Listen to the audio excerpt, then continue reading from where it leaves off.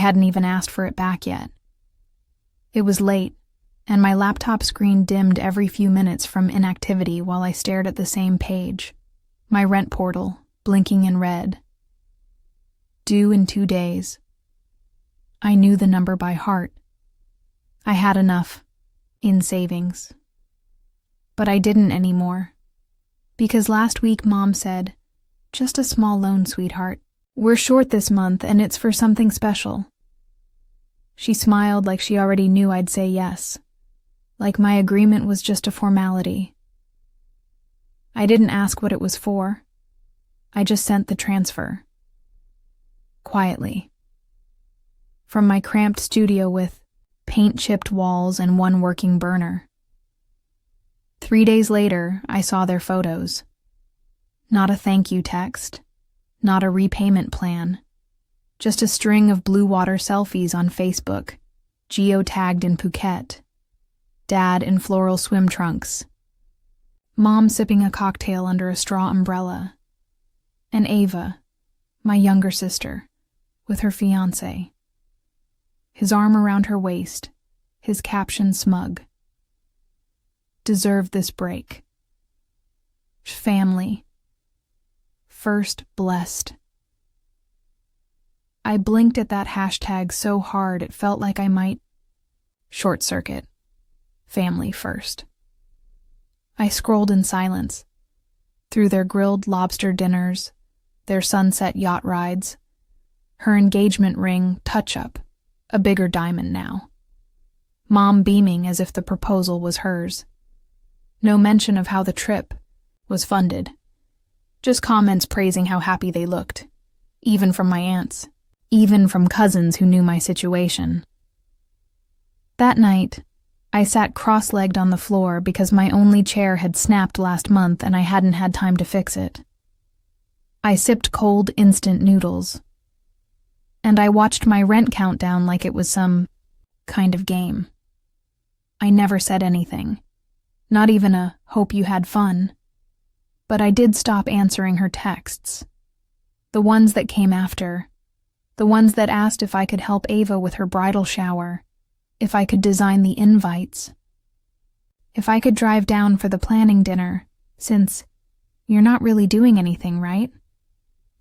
I started saving every ignored message in a folder on my phone. I didn't know why.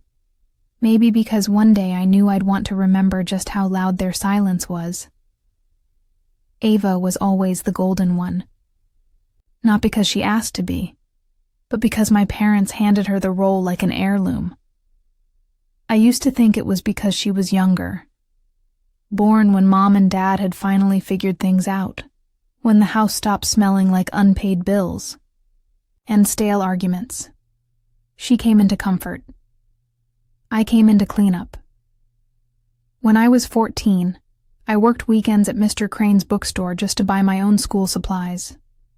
When Ava turned 14, she had a Sweet 16 planning committee. I don't think she's a bad person, just untouched by struggle, shielded by a kind of affection I used to think I had to earn. There was this one moment, small, forgettable to anyone else, but it stuck to me like lint on a black coat. I'd just gotten accepted to a local art program, first one in our family to even think about college. I told Mom at the kitchen sink, holding my acceptance letter like it might burn me. She smiled, but it didn't reach her eyes. She said, "That's great, sweetie, but you'll need to find a way to pay for it. We're already saving up for Ava's dress fitting. Her winter formal is coming." Winter formal. A dance with rented speakers and paper snowflakes. That night, I folded the letter in half and slid it under my mattress. Years later, when Ava got engaged, it was like the whole family entered some royal countdown. Her wedding wasn't a celebration. It was an investment, a campaign. They bought a new dishwasher for the guests, new patio furniture for the rehearsal dinner. And when Mom called me last month, voice all sunshine, asking if I could spot them just until Dad's bonus came in. I heard it in her tone. That soft, expectant manipulation dressed as love. "Of course, Mom," I said. Because that's what I always said. It was only after the money left my account that I wondered. Did they even remember rent was due, the weird part? It wasn't just the vacation that stung. It was how they posted it all like I wasn't real. Like I didn't exist. No, not weird. Familiar. It was the same as every family dinner where they asked about Ava's life like it was a movie premiere, and then turned to me with that vague, pitying tone. "How's your art stuff?" That's what I was. A side note. A convenience when they needed something paid for. I stopped checking their profiles.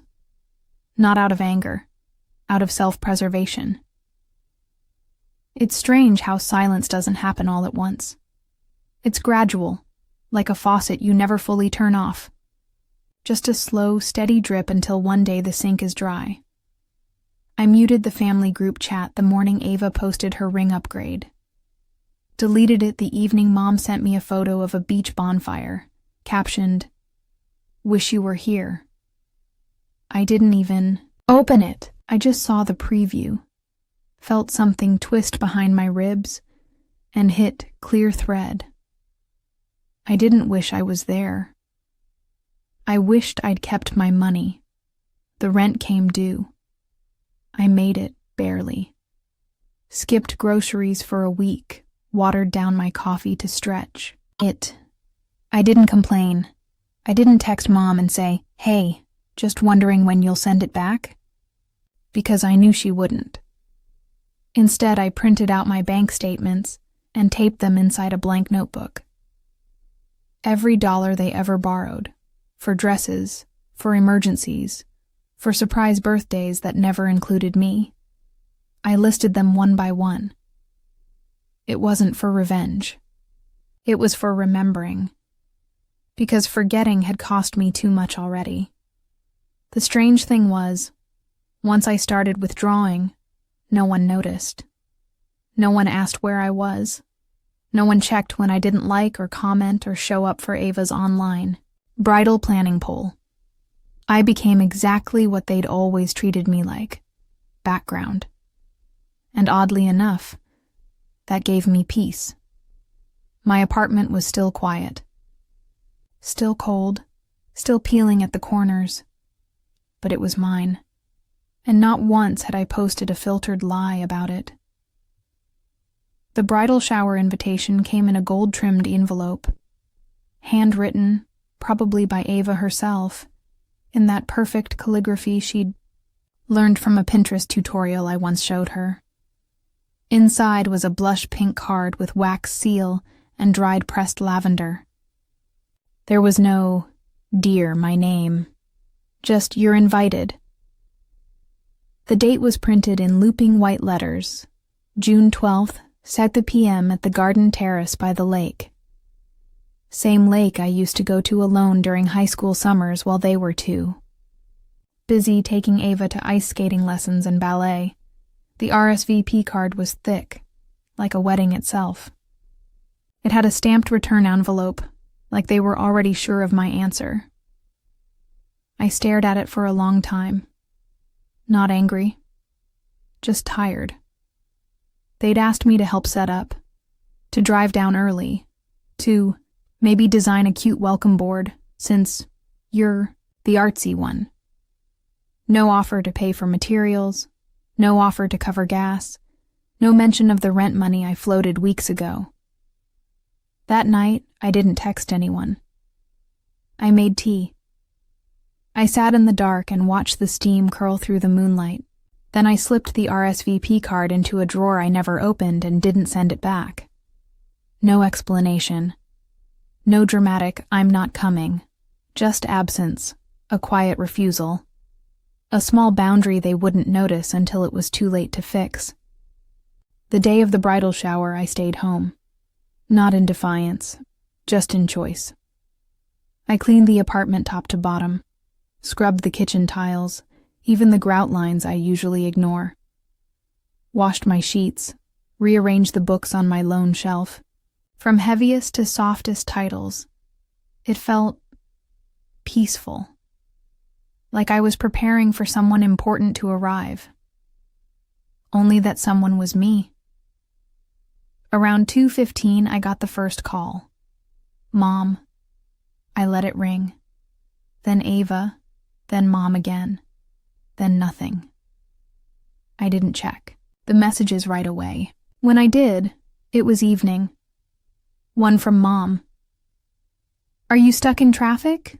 We saved you a seat at the front table. One from Ava. Are you okay? Everyone's asking about you. Everyone. Interesting word. Everyone never remembered my birthday.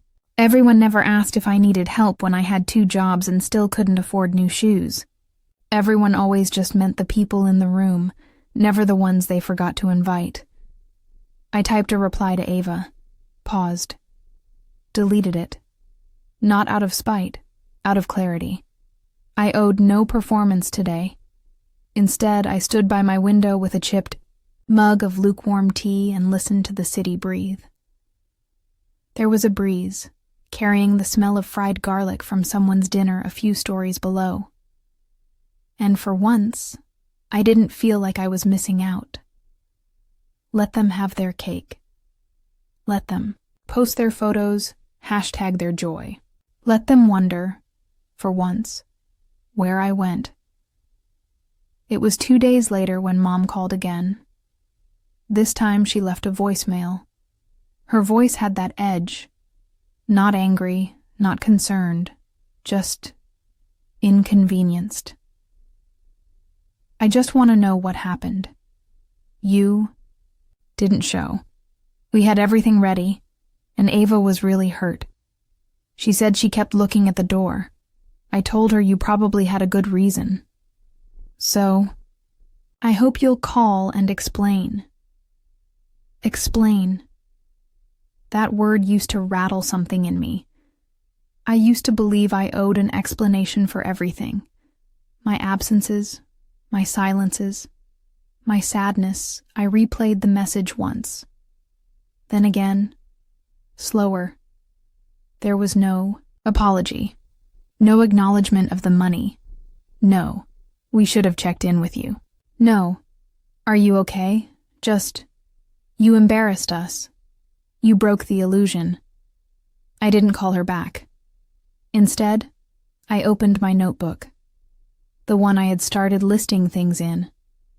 I wrote down the date of the bridal shower. Then, beneath it, I wrote, did not attend, was not missed, only noticed. Later that evening, Ava texted me a picture of her in a white sundress, holding a bouquet of pink peonies. This was supposed to be your job. No thank you for the designs I never agreed to do. No, how are you? Just a sad face. Guilt dressed as sentimentality. I stared at it. I felt nothing. No spike in heart rate, no cold flush of shame. Just space. And in that space, something new settled. I am no longer the one who explains myself. They'd noticed my absence, yes. But they still hadn't remembered who I was outside of what I gave them. That was the difference now. I remembered. It always comes back to money with them. Not directly, not crudely. Just implied. Packaged in soft words and wrapped in obligation, though. Message came from Dad this time. Rare. He doesn't usually reach out unless something's broken or borrowed. He kept it casual. Hey, kiddo. Hope all's good on your end. Quick thing. Ava's trying to book a second photographer since the first guy flaked. We're just short about $600 to lock it in. Your mom said maybe you could help out. She said you'd understand. Let me know. No question mark. No if you can. Just you'd understand. like I was still that girl folding her college acceptance letter under her mattress. Still the one eating noodles in silence while they toasted each other under foreign sunsets I funded. I sat with the text for a while. No anger, just an odd, peaceful detachment, like watching rain fall on a window I no longer stood behind. Didn't reply. Instead, I logged into my bank app, transferred $600 from my savings to my rent buffer. A small note in the memo line. For me. Finally. Then I opened my notebook, the one with all the dates, all the quiet betrayals. Under today's entry, I wrote, Request, $600 response, none. Feeling free. For the first time, silence felt like a full sentence. The next morning, Ava texted, Not sure if Dad reached out. Really need to know today about the photographer. He said you might help. We're so close to making this perfect. There it was again. Perfect. Perfect day. Perfect dress. Perfect posts. They'd never asked if I was okay. They'd never asked if I needed help. They just kept asking for things. I didn't answer. I didn't flinch. And the silence didn't echo this time. It settled, like dust on something finally undisturbed. The wedding day came with no thunder, no dramatic ending, no confrontation at the altar. Just a Saturday. Soft light. Silence. I had the date circled in pencil on my calendar.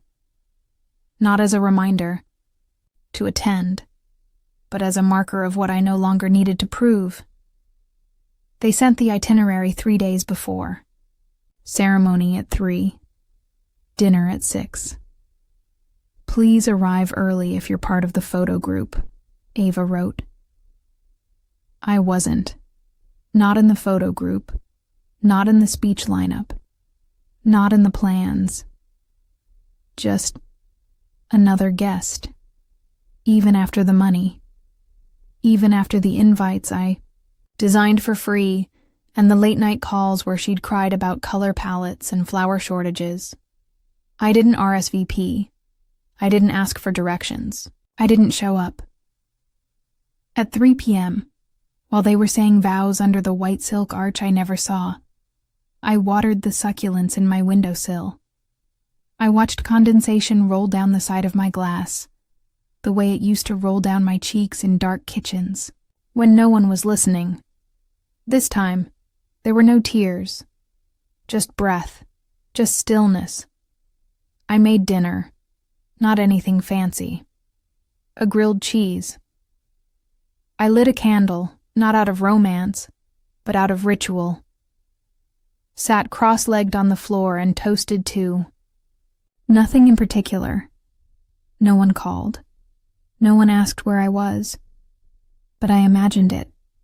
Ava's pause when she realized I hadn't walked in. Mom's forced smile. Dad's shrug. Maybe they whispered about me at the reception. Maybe they didn't. Either way, I wasn't theirs to explain anymore. They'd borrowed my money, my patience, my space. But they'd never seen the cost. And I think, finally. They felt it. I didn't leave them to hurt them. I left because they had already left me. Slowly, over years, with each casual dismissal dressed in familiarity. Now, I had no more answers, no more favors, no more apologies. Only space, only silence, only peace.